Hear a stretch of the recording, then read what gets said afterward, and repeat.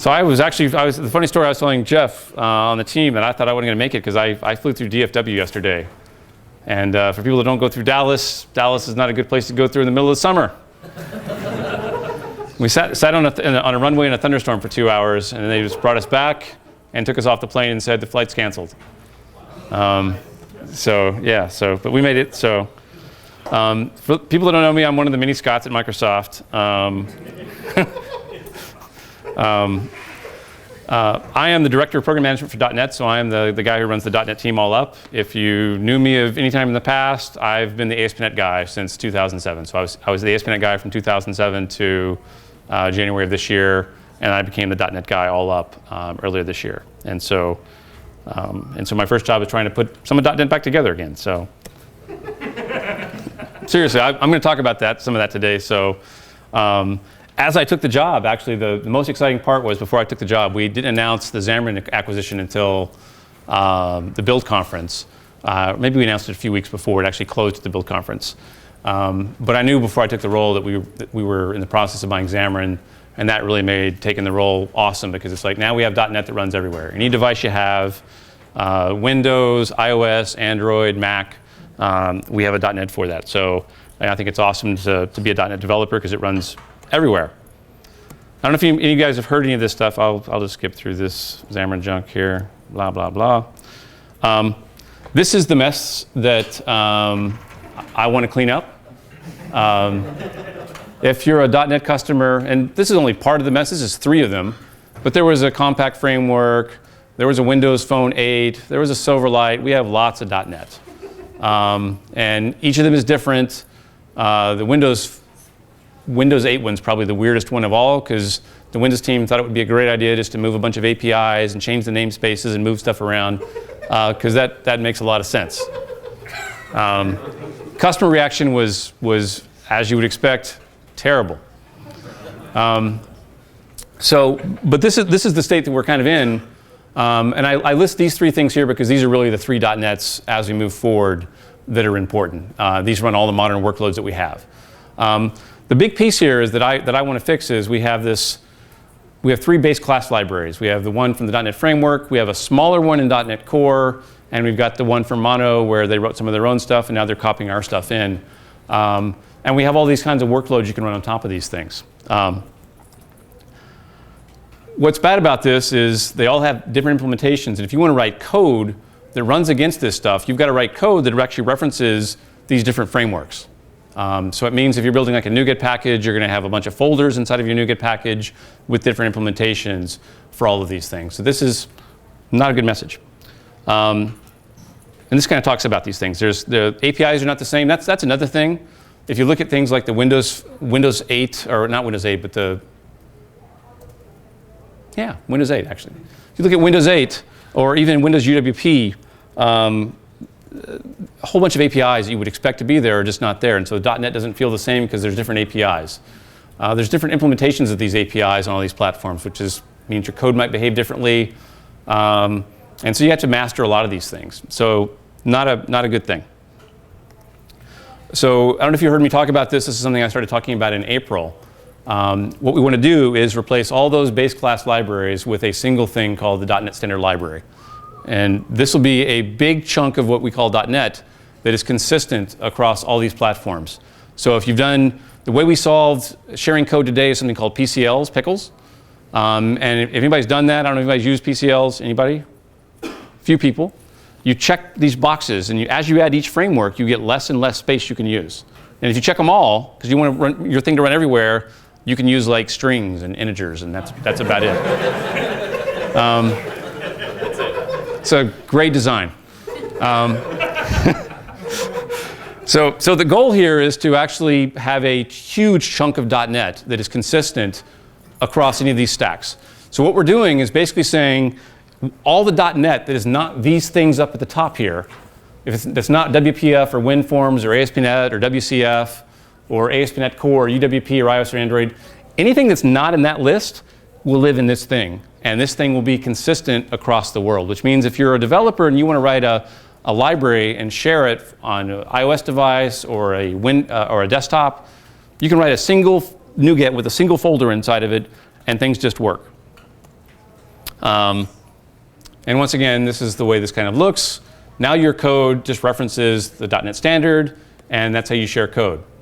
So everybody gets a huge pile of benefits here. Same APIs across every single platform. You master one library. We actually stole the name of this thing from C++, C Standard Library, C++ Standard Library. Huge surface area, simple. So that's .NET Standard. And another thing that I always hear from customers is, when are you going to ship another version of .NET Framework? Or what's going to be in the next version of .NET Framework? And what I'd like to say is that you don't ask me that question anymore. Once we have this .NET Standard, which I'll tell you now, it's first quarter of next year, this is when this thing will really come into play. Once we have that, who cares when we update the .NET Framework or when we update Xamarin or whatnot? All your new APIs are going to come here. They're going to come via NuGet, and you'll get them anyway. So you won't have to wait for a library to ship to make that stuff work. And so part of the reason you'll see on my slide here, I talk about innovation in .NET's going to happen mainly in this space. Compilers, languages, runtime components, and the standard library, that's where we're going to grow .NET. And that'll happen out of sync with these other app frameworks that live on top. Then, of course, our tools. That's actually missing. I should have Xamarin Studio here as well. But the tools will support all this stuff. And then we'll do app models as well. And so obviously ASP.NET and ASP.NET Core and stuff will continue to grow. Anybody that's played with any of the .NET Core bits that we've shipped already will find out that .NET Core, if you actually want to use it, that's what gives you the cross-platform. It gives you the full side-by-side. If you use that stuff, you're going to find there's a lot of .NET missing, a whole bunch. That was one of our mistakes as well. 2 years ago, we all thought, hey, let's just reimagine .NET and just remove a bunch of it. Yep, I'm to blame for that. I was in the room when we came up with this idea, and and then people said, hey, I want to share code from a Xamarin app to a .NET Core app. Good luck. You can imagine after we bought Xamarin how that really affected us. But now, really, what this is about sharing code across all the platforms. And so a whole bunch of APIs are going to come back into .NET Standard. You'll probably see previews of this probably around November, and it will ship sometime in the first quarter of next year. And the main goal here is to make it, no matter if you're a .NET customer, a .NET Core customer, or a Xamarin customer, you can easily share code across all of these things, and you can build a single NuGet package that runs across all .NETs. If you look at JSON.NET, for example, today, if you ever crack that package open, there's like 8 folders in there of all the different implementations of JSON.NET that he has for all the platforms. In the future, you'll crack JSON.NET open, there'll be 1. So that's .NET Standard. If I think about .NET Framework, we just shipped a 4.6.2 version of the .NET Framework, and some of the main things that we did in that version of the .NET Framework were we did a bunch of crypto work, a bunch of our crypto stuff had gotten out of date, and we did some cool WPF improvements, which means if you got 2 monitors and they're different resolutions, your app will actually scale differently as you move it across the 2 things. And we added support for soft keyboard. I think I have some next slide, but there's a bunch of cool stuff coming in the main .NET Framework for the next version of Visual Studio. Xamarin Edit and Continue, which I'll demo. And then another thing that we're working on, the Windows team would love everybody to go build UWP applications. But that's, if I already have a WinForm application or a WPF application, I'm not going to go port it. I don't get a lot of value for that.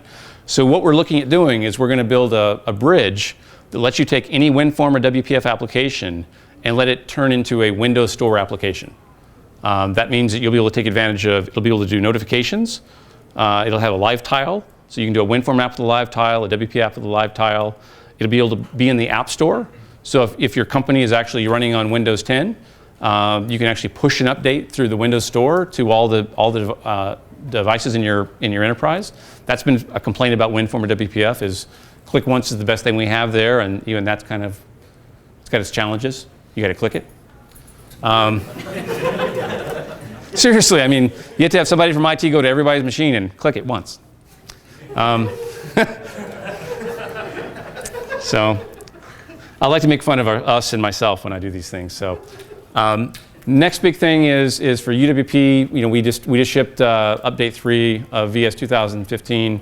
update 2 and 3, wave of tools, whole bunch of, if you are a UWP person or playing with that space, whole bunch of new stuff, whole bunch of performance work going on here. We added HoloLens and Xbox. And we're still doing a lot of work to make some of that stuff easier to do. There's a whole preview wave of Visual Studio 15 is coming out. I think Preview 3 is already shipped. Preview 4 is coming pretty soon. I'll demo the XAML edit and continue. But there's a bunch of new things. C# 7 is coming as part of that. The next version of Visual Basic is coming as part of that. And the .NET Core RTM tooling will come as part of that. And I will demo this. Anybody here build UWP apps? One. Any more? Raise them higher, right? Do you? Yes. For the people that don't, just curious, why? Web? I'm a web guy, so you're not going to get no complaints from me for web. So this is actually kind of a cool feature. This is something that was inspired by the web. So this is just a UWP application. Actually connected, yes. And it barely will fit on the screen here. But one of the things that's kind of cruddy about a WinForm application or a UWP application is the cycle of building your application. You've got to run your app, see what it looks like, go back to the code, change something, and run your app again, see what it looks like. And so we've done a bunch of work here. I can enable a feature here called a live visual tree. And then I can enable selection. And as I click on something over here, my live tree updates with the actual XAML element that I changed or clicked on. We'll see if I can make this. That's interesting. I won't ask Windows what it's trying to do to me there. Let's use the selection tool and select something that's actually readable.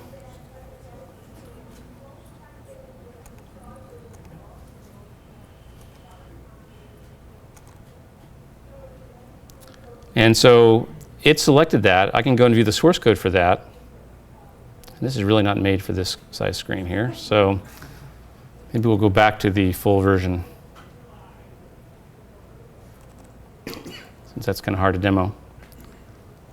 You go and select Kevin. Selection mode, please. Select Kevin. My code updates. I go to view source. And I can come over here and actually modify things. Font size equals 100. Name is big. 10.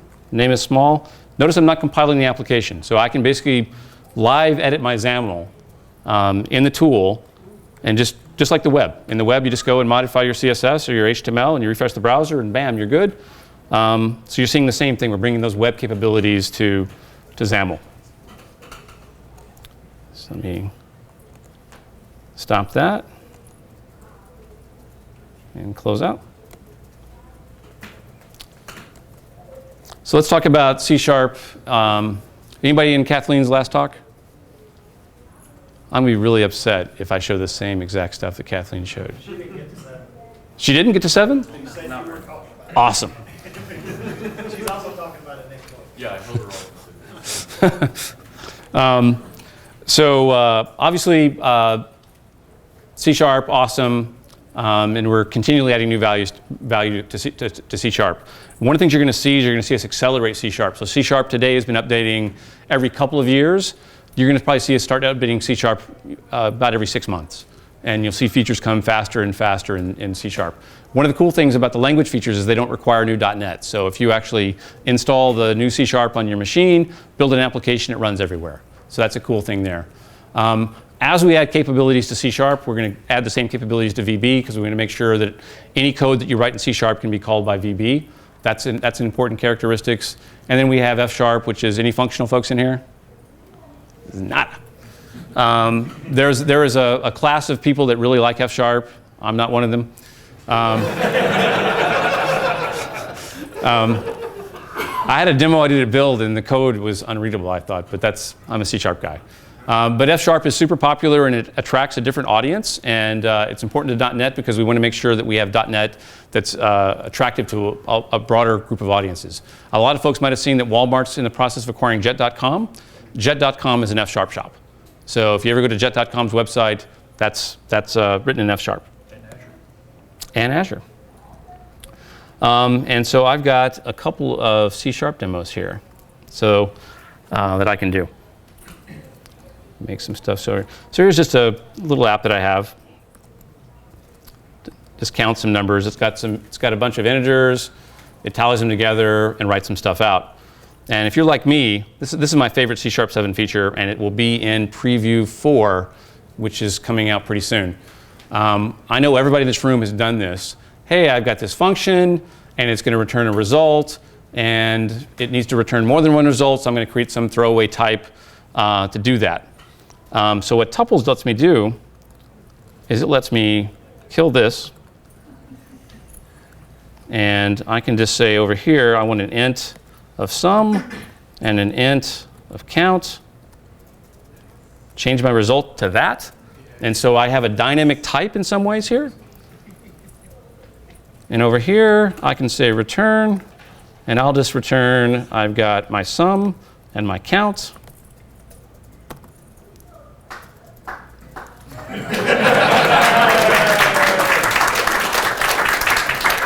That is cool. I think that is super cool, and I'm going to run it just to prove that it actually. Come on, do it. Next preview will have this feature built into it. So the next preview of Dev 15 will have that feature built in. That's my favorite feature.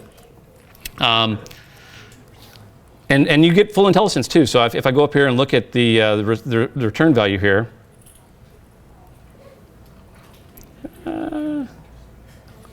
You can see it says, hey, it's a tuple of int sum, int count. You get full IntelliSense. It just does all the right things that you would expect. Another fun thing here as we play with this is we're always looking when we look at adding features to C# just to make you write less code. So I can change that to a bunch of objects, and I can change this to a bunch of objects. This then causes a problem in that as I loop over those values, I only want to look at the integers because an object could have integers or non-integers. So what I would probably do today is I would do something like this. If v is an int, then I would do int foo equals int v, and then I would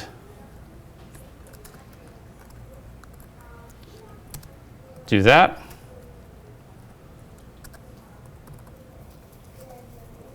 So I would check for is this an int, and then I would go declare another variable. Well, what if I could just name it right there? Then I can get rid of all this. I can do that, and my code's easier. So we just keep looking at things like this to just reduce the amount of junk you have to create and stuff like that. So let's just do the test. Fritz was not able to make this work in a talk recently, so I'm, yeah. And then The privilege of being the manager. He's the manager, he gets to make it work. Mine failed. And then the final one, which is not something that's new, I don't think, but do any people here know about the interpolation features we added in C#? Yes. Everybody? Then I'll pass on then. Well, actually, I'll do it real quick just for fun.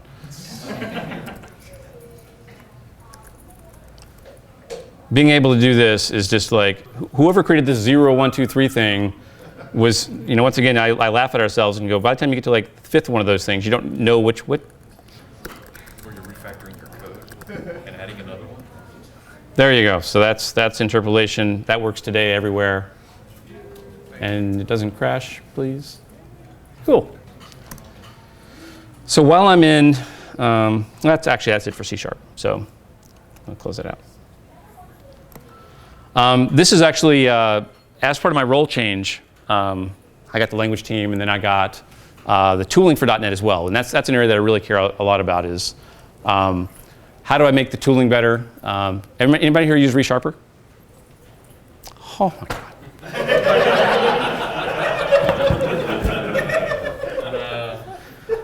Go for it. Do your fans run all day, and does your battery like get sucked out of the computer and stuff like that? You ever look at Test Manager and cry?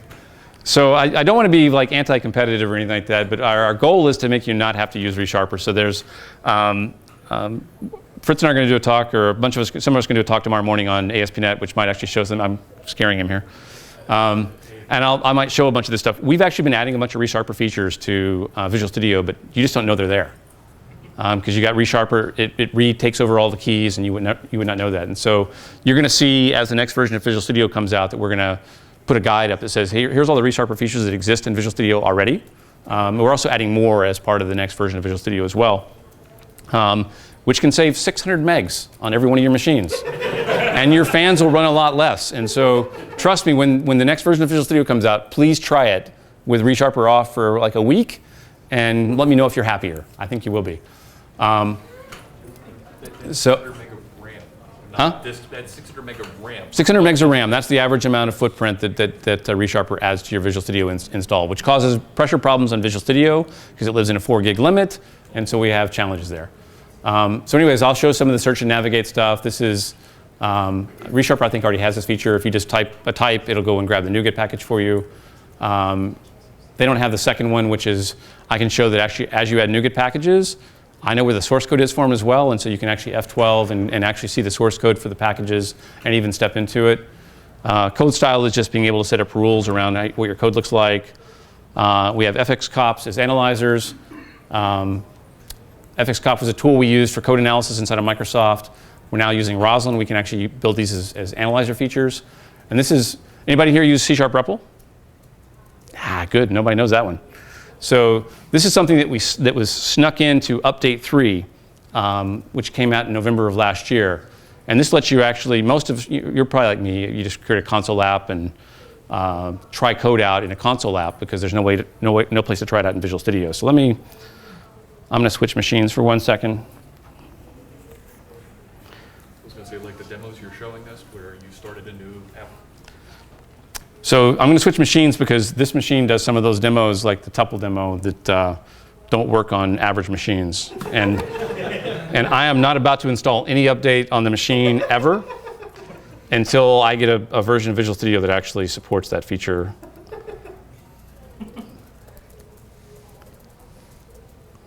You guys can see my Delta check-in. Not sure I want to fly Delta, actually. So the REPL lets you actually try code. Please tell me.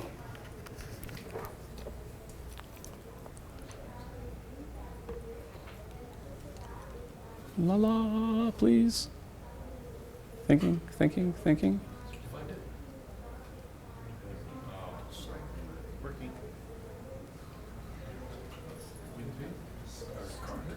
Can I switch to HDMI? Nobody knows. Ah! Wow, that was amazing.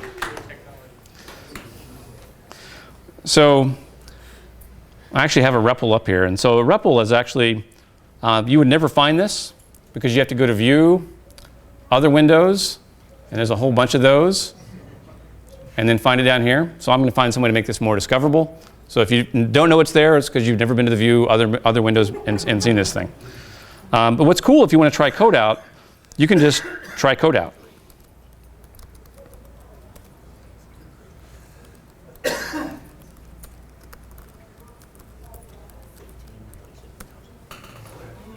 I can even write functions here.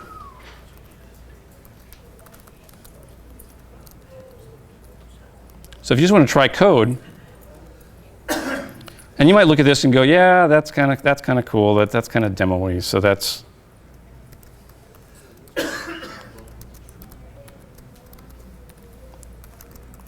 awkward to type like this.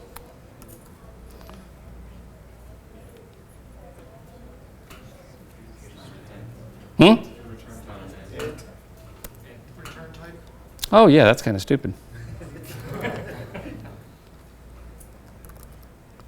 Oh, and it's really rude. It's going to make me type it again.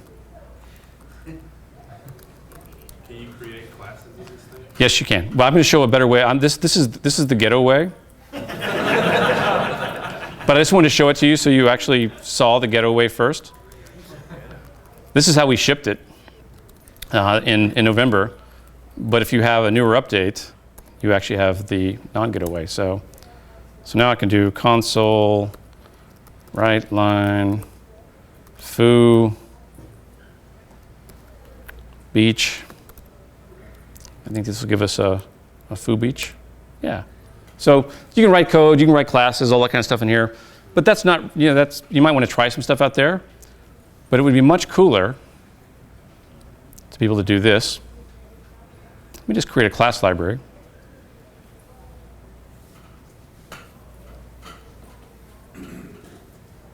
And inside of my class library,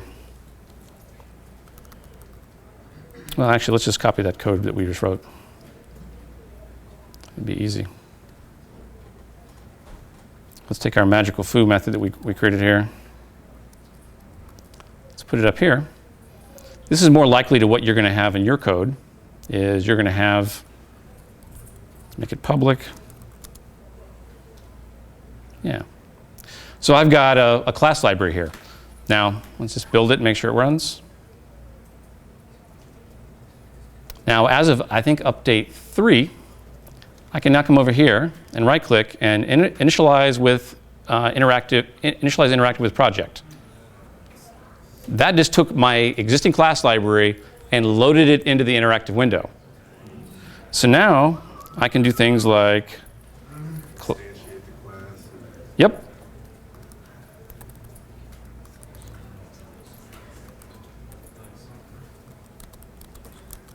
You'll see I get my IntelliSense. There's my class 1. So I'm running the code up here. And now I could just say console dot. So you can take any of your existing code that you want, and if you want to try it out in this little window,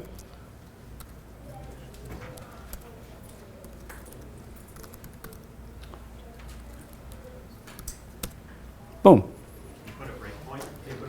So the answer, can I put a breakpoint in? No.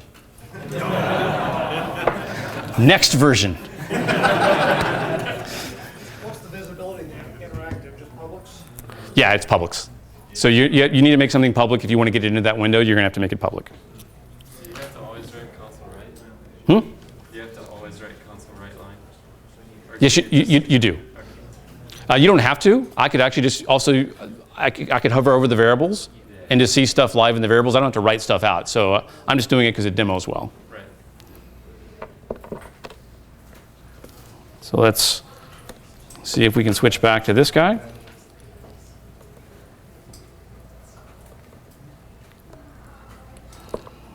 Okay. So while we're on the node of productivity, let me show one more thing here. And this is, I was talking about FXCOP before. And so if I come up here, this was the old FXCOP page. Talks about .NET 2, ancient. This is a tool we used internally at Microsoft. So basically anything that went in the .NET framework had to go through a pile of FXCOP rules that we had inside of Microsoft. And I don't know, I think we made them all public. But basically anything in the framework goes through this rule chain. It's a static analyzer. And so you have to, after you're done, you have to run your code through the static analyzer. And we have not updated this thing in a while. So using Roslyn, and Roslyn is the compiler engine behind C# and VB today. It's got pluggable mechanisms inside of it where the language parser and stuff like that has hooks where you can put what we call analyzers in. And there's a whole bunch of really cool things that you're going to see us do in the future with these analyzers. I expect in the future you're going to find that we'll write analyzers for even ASP.NET applications that tell you when you're doing bad things, for example. Or writing code that makes no sense. Or we change, maybe a great example of us using an analyzer is, let's say I make a framework change in the future of .NET Core or ASP.NET Core, and I change some code. I could write an analyzer that would go and identify that in your application, and if you right-clicked on it, it would just fix the code for you. So there's a whole bunch of really cool ideas we can do with these things. In my demo here, Let me just screw it over here. I'm just going to add some analyzers. So let me manage NuGet packages. Analyzers actually are just NuGet packages. Oh, that's a great UI. And Jeff's making fun of the UI. You were the PM of this, man. So what do you? I wasn't making fun. I was complimenting. The UI is so good, I have to like minimize windows to see it. So I'm going to add a couple of these NuGet packages. Let me add. There's one here. System runtime analyzers. So these are all available on GitHub today, and we'll make, as we ship Dev 15, we'll make these a bigger deal. But what's cool is, okay, I've added these NuGet packages to my app, but what changes? What changed in my app? Well, if you look in Visual Studio today, you already have this node. There's an analyzer node under references. It's already there today. It'll have nothing in it until you actually add an analyzer. And if I open it, you can now see the analyzers that I added. I can actually open one of these guys up, and you'll see all of these rules that we've got in here. And I can zoom in a little bit to show, enum should not have a 0 value, do not declare static members on something. Whole bunch of these types of rules, and they're all in my project. And now I can actually control these things. I could say, do I want this to cause an error, a warning? Do I not care? When we're done, we'll have some way for you to set up, for all the rules, you'll be able to set this up the way you want it and then share it with your team. So you can say, you can also build your own rules and say, hey, I don't want people to do blah or whatever. If you actually go to the site and look at the source code for these things, they're really simple. Now what's cool, let me show you one of these guys in action. I'm going to put an exception over here, and exception should actually take a few more, a default exception should do better than that. So notice it comes in here and it says, I'm missing a couple of exceptions. I need one that takes a string. I need one that takes a string exception. These are the ways that anything that we put in the framework would have these things.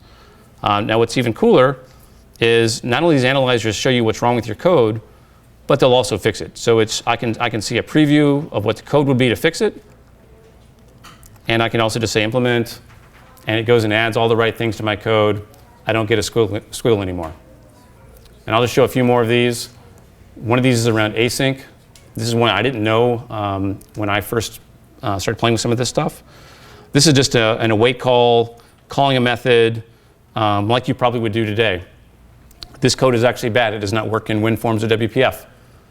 Or it might work, it might deadlock your machine. And what you do is there's a thing called configure await false that you add to the end of it, and that makes the await actually work in systems where you have a single thread running the UI. It doesn't block that. It doesn't lock the UI thread up. I'll show another one of these. This one makes a lot of sense. This is once again something that we would do in our framework guidelines. Notice that I'm creating an empty int array, and I'm assigning it new int 0. That wastes memory. What you should do is do this, array.empty int, and you can do that a billion times, and you'll use no memory because there's a global empty array that you're using there. So just a bunch of rules and fixes that you can put in. And once again, as I said, they're on GitHub today, but we'll get them in the next version of Visual Studio and make them a bigger deal than that. And I've got one more productivity thing. This is my favorite one. And it might actually be better than, it may be better than, no, I'll change that. It might be better than ReSharper, I'm not sure.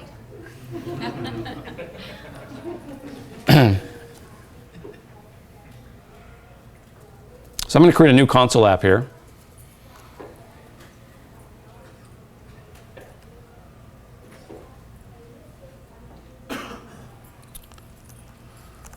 Okay.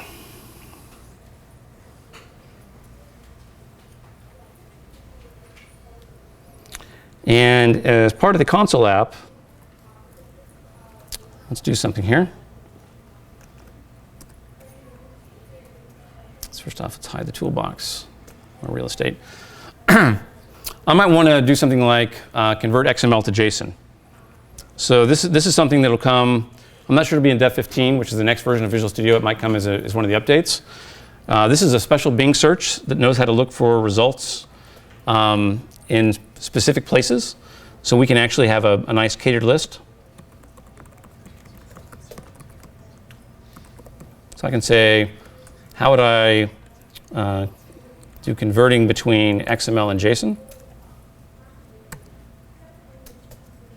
It went out and found something on the JSON.NET site, the Newtonsoft site. So I'm going to grab that. It not only does it know how to go find the results, but it makes the results in a way that you can actually copy and paste the code from them. So I can come over here. I put a V up there somewhere that I need to go kill. Good, no V. And this will fail for the reasons you would expect it to fail. Let me see if I can make the Solution Explorer show up at the same time. Let's lock it. Somebody can tell me if ReSharper is going to do what I'm going to show here. I would have Googled that faster.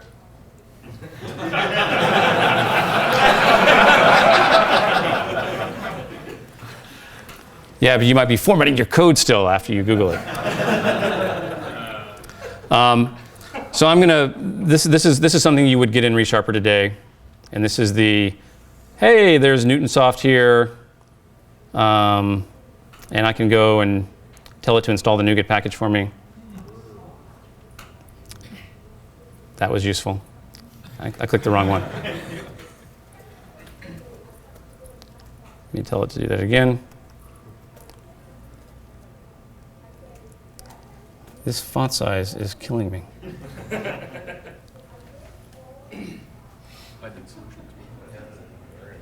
Did I actually?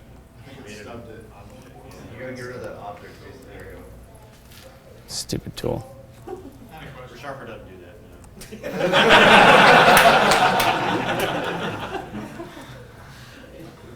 What the heck? It's looking at install. There's one that will, I don't know, but it'll actually do it without me. No, it actually does it without me doing any of that. So because I want to show the feature that I don't think Newtonsoft does. Find install latest version. Let's do that. That's what I wanted to click. So you'll see it go out and do this. So it shows up, yeah, it's blah. Now, what I don't know, yeah, come on. They already do this. I don't know if they do it this way, though. We actually put this in the undo redo buffer. So if I come over here and I say edit, undo, notice the package just went away.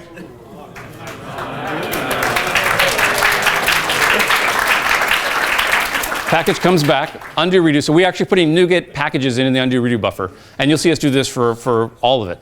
Does that include like anything from a private repository? Yeah. Now, one of the big things is you heard me complain about ReSharper using 600 megs of RAM. That's a common problem all up in .NET today. Is even a lot of folks, I'm sure people in this room all have the mega solution that has like 60 projects in it because you want to be able to refactor and all your stuff across all your code. Yeah, that makes sense. Now I'm going to make my demo work. So this is I'm going to go do something here. I'm going to uninstall this thing. And then I'm going to install an older version. As I said, my machine is a special machine that I am not putting anything new on until all this stuff is actually running in. But the cool feature that we're working on is I don't want to have my customers have a solution that references all their projects to make Visual Studio do all the magic it can do. That uses a lot of memory. What if you could actually look at source code, debug through source code, refactor without having to have stuff loaded into Visual Studio? So in this case, and this takes it even a step further, if you're using third-party libraries, NuGets, whether they're Microsoft NuGets, what if we indexed all that source code and knew where that source code was? So what I'm going to demo is a service that we're building that basically indexes the top 100 NuGet packages in the world. And then once they're indexed, after you add those NuGet packages to your project, all of our tools just work. So in this case, I can go to JSON convert serialized XML node and press F12. And there's the code for that thing inside of Newtonsoft code. Not only can I do that, I can come and put a breakpoint in it. Ooh. You're like going, that's not really cool. Oh.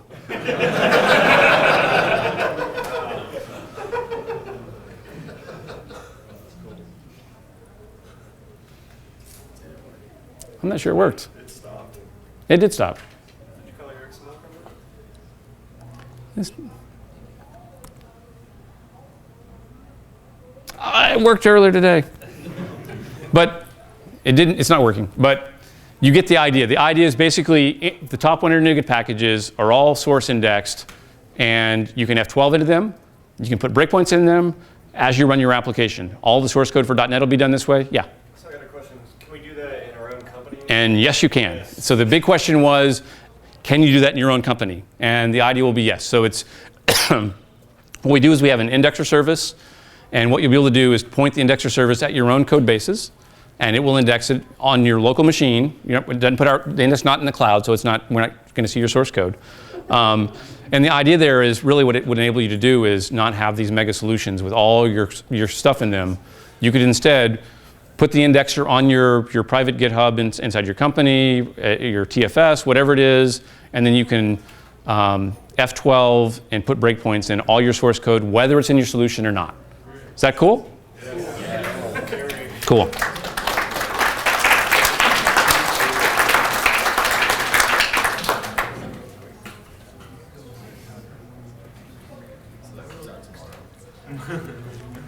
That will come out probably update 1 of Dev 15. That's my hope. It'll come out when it's done. It actually is done, but we don't have time to put it in the product. Unfortunately, my .NET Core has sucked up the world, and I didn't say a whole bunch here just because I assume people understand this stuff. So .NET Core is the new version of .NET that we've been building internally.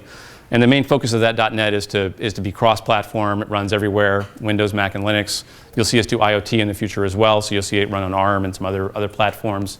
It's also the version of .NET that is side-by-side, meaning that you can install 50 of them on your box. Apps can choose which one they want to use. They can be part of the app, so you get a bunch of benefits like that. The .NET Core is what actually brought the .NET Standard work with it. So there's a version 1.6 is what the .NET Standard that's in .NET Core today. That's the one that has the small library space. It'll grow in .NET Standard 2, which will be out in first quarter of next year. I think Fritz showed yesterday .NET Core CLI. I'm going to do some of this tomorrow as well.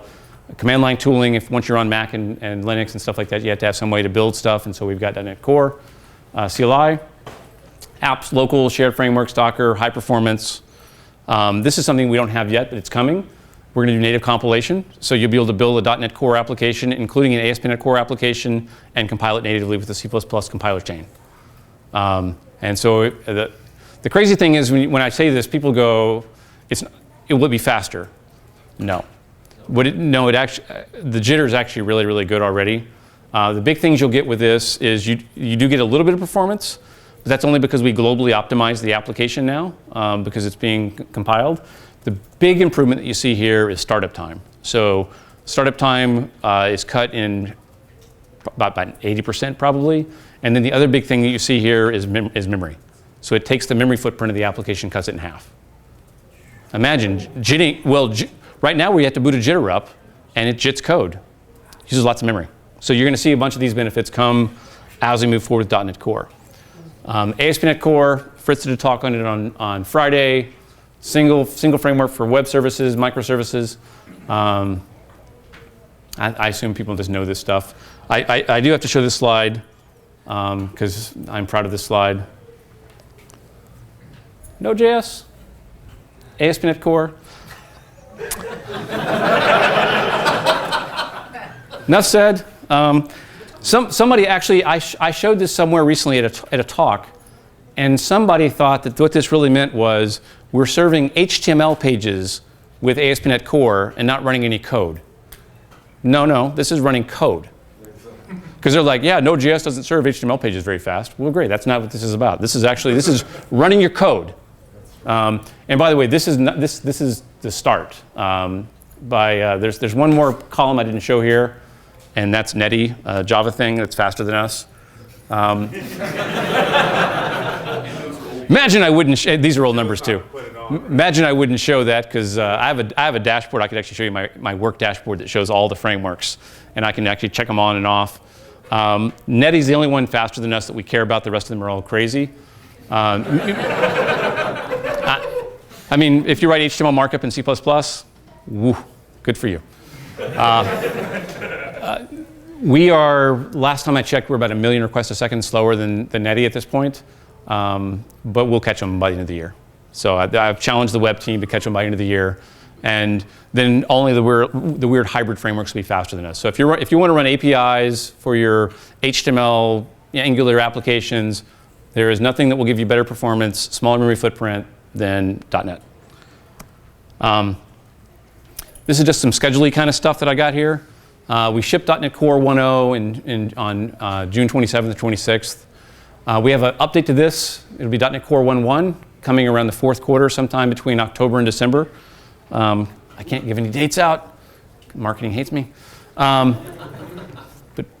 general things are, there'll be a bunch of stuff coming here. So if you're an ASP.NET customer, expect WebSockets, maybe SignalR. There's a new web framework called we have something called controllerless views. Yes. Controllerless views, and so if you don't want to have view folders and controller folders and all that goop, there's a way of doing that. I might show a demo of that tomorrow. And then the big one is .NET Standard 2.0 coming out in the first quarter of next year. That's the huge API space, letting you share code across all those platforms. And there's a bunch of other stuff we're doing, but that's the big stuff. Great time to be a .NET developer, as I was saying before. You can build apps anywhere. We're just going to make it better. Only thing missing here today is IoT, and give me 6 months and we'll get IoT up there as well. So that'll be ARM and stuff like that, so you can go run on a Raspberry Pi and stuff like that. And then tomorrow we have an Intro to ASP.NET course, which feels weird since Fritz has already done an advanced ASP.NET course. And so I think it might just be Fritz, John Galloway, and myself doing a bunch of crazy stuff. So if you want to show up for that, feel free to show up for that. And I work for Microsoft. So that's really all I had today. So I would like to just close out and just questions. Anything? On the analyzer, is that like the lint of? It is. It is lint, but the cool thing is it's done as the app is being developed. So it's not like a linter that you have to run it, or you have to have a task runner that runs it in the background. As you type, analyzers are actually running. And they don't suck the computer into the ground or anything bad like that either. And in Dev 15, we're actually going to run them out of process, so they won't use any memory and cause memory constrictions inside of Visual Studio. So that ASP Core performance slide that you were showing there, is that the work in Kestrel?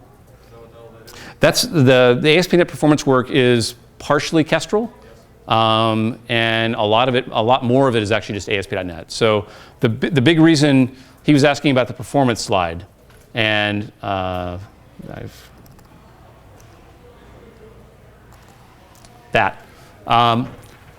the big thing going on here is we reduced the amount of memory allocations that ASP.NET uses. That really is where most of this came from. If you really look at performance, performance is about making less memory and doing less garbage collections. And that really is 90% of this is that. A cool thing that I didn't say was about half of this performance came from an external. So the Age of Ascent guy, there's a game called Age of Ascent that's built on .NET, and he put in half the fixes. Community contribution. He was building his own web framework on .NET for his game because we weren't fast enough. And then he saw us getting faster, and when he saw that, he switched to our stack and helped us out. But we are going to do crazy stuff to solve this moving forward. So one of the things I want to do now that we own the languages and everything, we're looking at adding C# features that can make this go even faster. One of the things that we do in here today to make some of this stuff go is we don't use C#, some C# features. Iterators, they produce a lot of code, for example. Sometimes I'm a huge fan, even though Fritz is on the fence, of await. And await actually, anything that you await has to return a task. Well, a task is a chunk of code, so a lot of ASP.NET internals don't use await and instead do it the old way because the task object was too big. And so one of the things you'll see in the next wave is we'll support a await without a task. So we're looking at doing language features, everything to make our platform the fastest platform. Questions? I saw a hand back there at some point. Oh, I was just I'm curious about the language features and what the process you guys go through to pick and choose what is going in, and where do they come from? You know, are these people in Microsoft just sitting there thinking of stuff? So we try not to do what you just described. So in the oh, I'm sorry. I've been now told to repeat the question. The question was, how do language features get into C# or VB or F#? Do we just do it in a black room somewhere in Microsoft? We all sit and go, that would be cool. C# is actually an ECMAScript standardized language. So there's actually a committee, both of Microsoft and non-Microsoft people that meet a couple times a year and have a standards style meeting on the language. And so some of the language advancements, what actually happens is they'll reach out to various teams inside of Microsoft, and we'll say, you know, as the ASP.NET team, they're saying, hey, we want performance, go find ways to make these things work faster. They're also reaching out, we also see a lot of customers.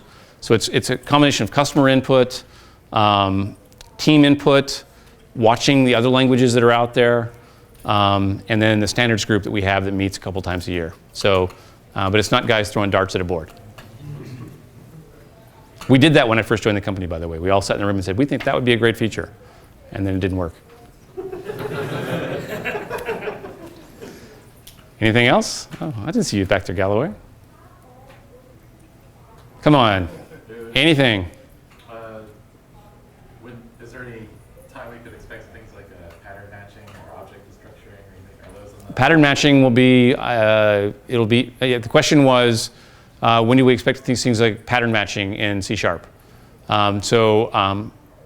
I don't have the right bits on my machine, but we already have pattern matching working internally, and it will be in the next version of Visual Studio, the Dev 15 preview coming out. That's on the, you might show the language, like shoot, what do they call it, the meeting notes or whatever, you know, on the repo? Yes. Or if you're interested in looking it up, that stuff's all published, the language guidelines and meetings. Yeah, all the language guidelines, all the meeting notes for the teams that meet on the language features are there, and you're welcome to add comments to them as well. They're in GitHub. So, yes? Will you be able to export your ReSharper features that you're adding so that your team can import them and all be using the same settings? Yes. I like it when the guy running the camera has the questions. So these days, companies actually provide artifacts, send artifacts over to Veracode because clients expect their Veracode scores. Some of our clients expect like scores to be about 98 out of 100 all the time. And for those who don't know, Veracode is a security analysis, static analysis software and dynamic analysis tool. So is there any plan for Microsoft to provide something similar, or do you guys have that? So the question is about Veracode, which is a security analysis mechanism that, let me just check and see if we're talking about the same thing. Before I joined Microsoft, I actually built a couple of production websites that took credit cards. Because I was doing banking stuff, my bank required me, because I had a merchant account, required me to actually have a security analysis run on my app before I could actually be authorized to charge cards on my app. Is that the general area, or is this something different? It's the general area, yeah. I don't know if they would let us provide that exact service, the same service. What would be interesting to do in the case of some of their tools would be to see if we could talk to them about having analyzers built into Roslyn, so you would just get that analysis as you actually build your application. Do you have to ship code to them, or do they give you? You have to ship code to them. You have to ship code to them. Artifacts, Yeah, I don't think. When I dealt with those people, it didn't feel to me like something that they wanted to make open for. That was my interpretation of it. I went through the same thing, so I know where you feel there. I'd love to. There's a team in Azure that's actually trying to do stuff like that right now, actually. Anything else? Thank you guys very much.